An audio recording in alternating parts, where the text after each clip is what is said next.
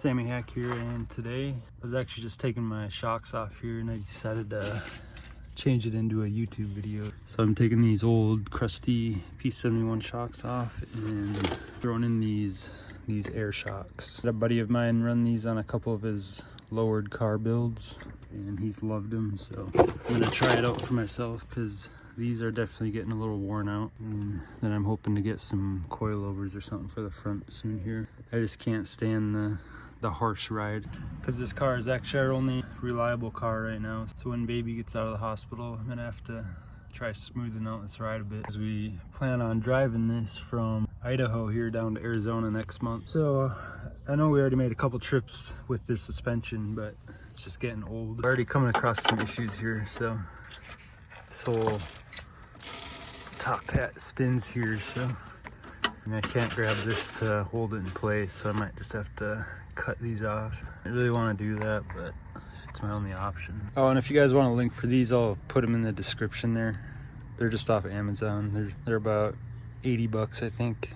90 bucks, can't remember. They're air shocks, so I can regulate how much pressure I put into these if I want a more firm ride or a little bit softer. So first things first, I'm gonna take this bottom bolt out here. I already cracked it loose, so.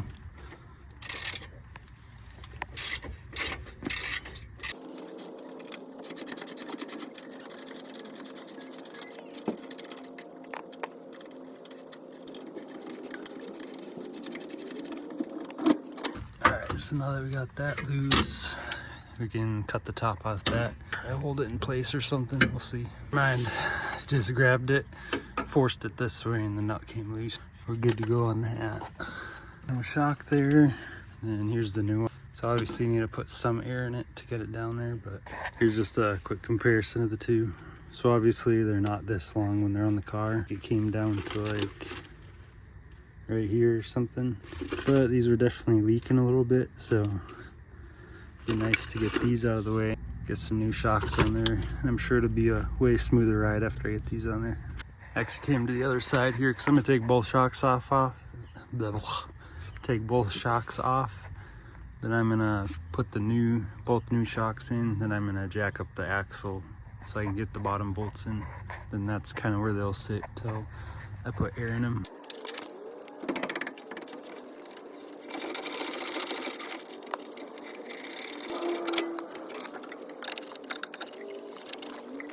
All right, time to throw in these bad boys. Just right up in there.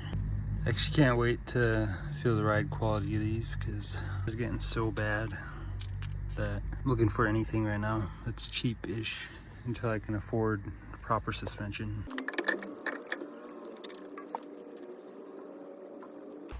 All right, just doing both at once so then I can jack up the axle here, then line them up that way, because I just realized that if I put one side in at a time, it's not gonna work, so.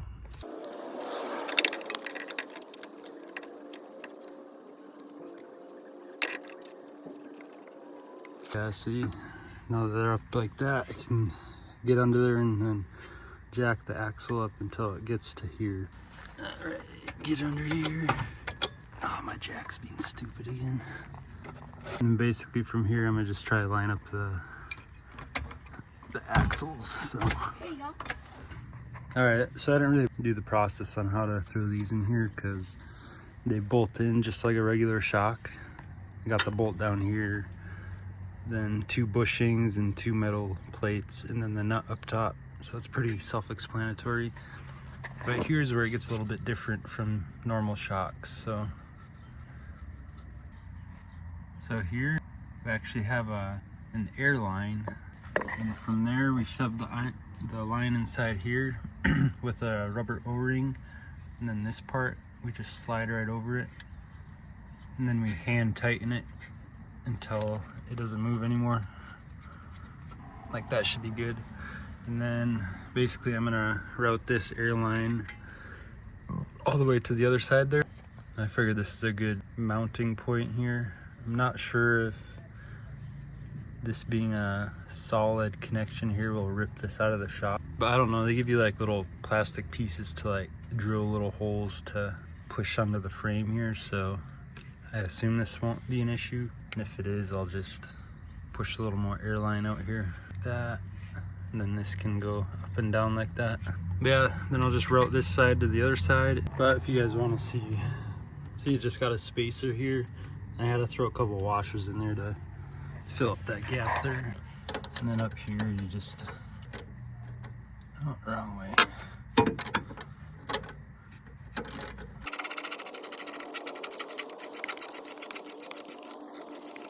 All right, so I've got my airline routed from the other shock to this driver's side shock, and then I'll show you. So we got all this extra line here, and you can't really tell, but I ran the line above the axle or the frame here, up above the exhaust there, so it's not touching anything.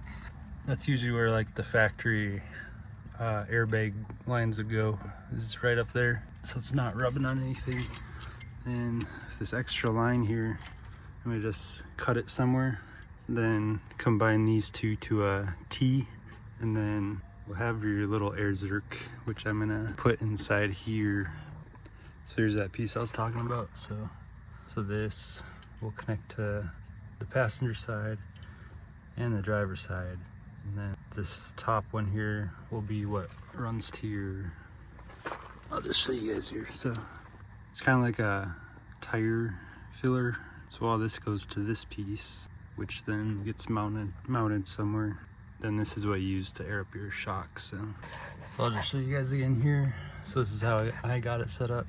Got my airline from the passenger side running to this T, and then I don't think that'll rub on the tire, but then this will have the rest of the airline running somewhere outside the car. It'll be used to fill up these. All right, so finished it up. So got this line. I ended up just routing this line up into here. I'll show you up top. So the little air fitting will be right inside here, so it's out of the way. Probably have to take the gas cap off to put air in there, but that's all right. All right, so that should complete it. Double check all these.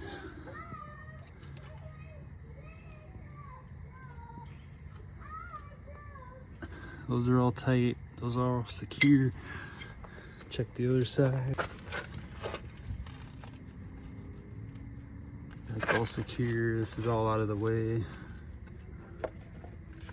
Or maybe that'll be better, so it's not tugging on this line here. All right, I'm gonna put all the wheels back on and then drop it to the ground, then I'll put air in it. So I just thought, so my dumb self just realized that I should probably put air in these before I put the wheels back on, just in case these leak. No point throwing the wheels on if these leak, because then I gotta figure out my O-ring situation here.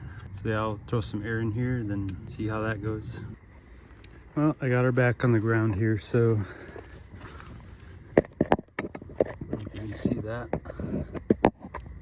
But there's my air shocks.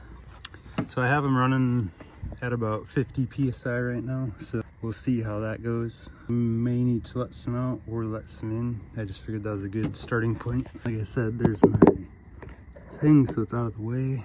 I was gonna put it right here, but then my gas door wouldn't close, so I'm actually gonna take it for a little spin here.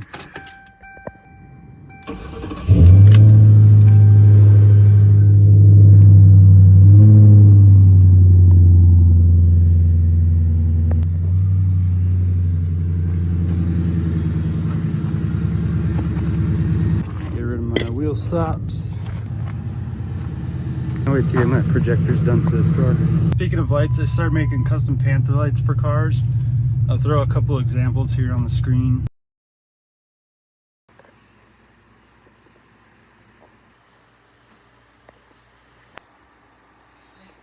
But yeah, I'm working on a set, or I will be working on a set for my Mercury lights that I have. So I'm trying to like build a nice set where I can like showcase it, what I can do for lights and stuff. But yeah, let's go test out these new rear shocks, see if we can feel it different. Holy crap, just went on a rip around the city here, and I gotta say the car feels a lot lighter. It's not like harsh in the rear end like it used to be before.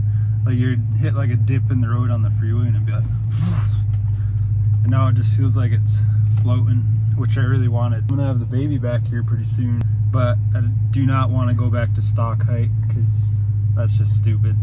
I love driving low, so So yeah, in other words, I highly recommend air shocks, but if you're going for like a performance orientated, I would just get the Ride Tech shocks or whatever company supplies shocks for these cars. But if you're just looking for a cruising shock, the air shock is a go-to.